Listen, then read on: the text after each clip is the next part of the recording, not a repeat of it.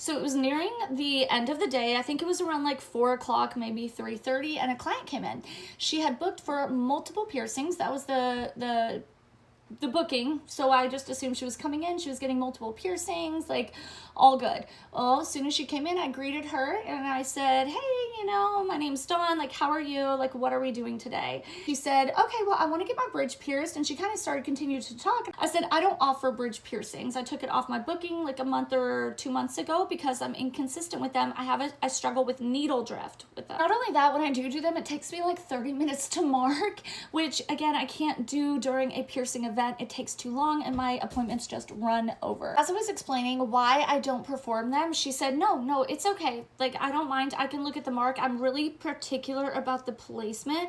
So I'll look at the mark, and yeah, if I see that it's straight, I'm okay to do it. And I'm like, right, I understand that, but like, it's not the mark that's the issue. It's just the fact that I have an issue with needle drifting. She also wore glasses, and I did explain that they aren't recommended for people to wear glasses anyway. And she said, well, is there any way I can make it work with the glasses? And then it just kept going on, and she kind of just wasn't taking no for an answer. I felt like I was pushed and pressured into doing this piercing. I do, however, want to say that although that I felt that way, it is not her fault. It is my fault for not putting my foot down and saying, no, I cannot do it. I will not do it.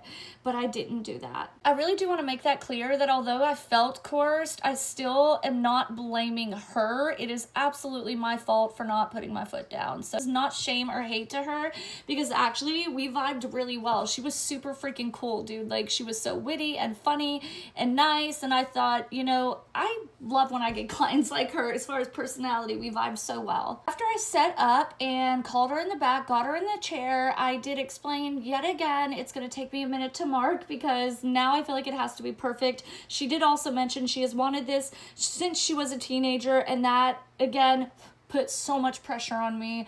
Again, not her fault. This is all my fault. Once I feel like the mark was perfect, I let her look at it. She thought, yep, it looked perfect. We did do a few adjustments before we decided on the end result, and I performed the piercing. When I got done and I was looking at it, I was still behind her because I do them from behind looking down. I was like, oh my God, wait a minute. I think this is actually perfect. And I got really excited. And then she stood up and I looked at it and I was like, no, what I said happened. I ended up needle drifting. Went in this side and come out a little bit too shallow on the other side. Exactly what I said would happen. And we thought, well, we'll maybe give it time and take it out later, but it bothered me so bad. I cannot have my work walking around like this is just what I was thinking. We decided to pull it and re-pierce. I felt confident that I could do it a second time. At this point, I'm already running behind for my next appointment.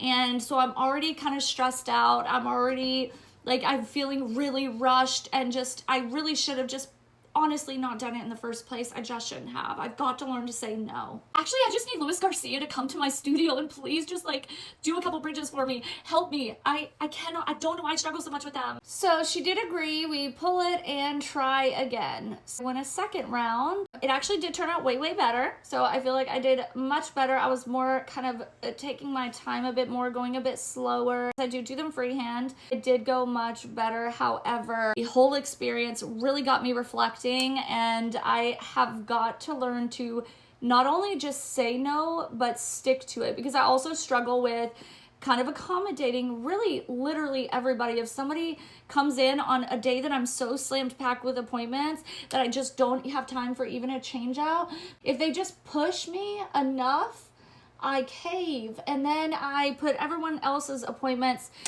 second when they really should be placed first. So I have got to quit doing that. So I'm making this video to hold myself accountable and to just let you guys know that I am so kind. I know that I'm kind, but please, please don't take advantage of that. If you see that I'm saying no to you, and you will visibly see an energy shift in me, I will start to look and feel uncomfortable. You'll be able to see that. Please don't push me. Please don't push me. Anyways, thank you for listening. That was just an accountability video. Jeffree Star sold me on this stuff, y'all, and I can't believe how good my skin looks. Literally the texture is gone. This freaking face mask, bro, it's so good. Anyways, have a good day, guys.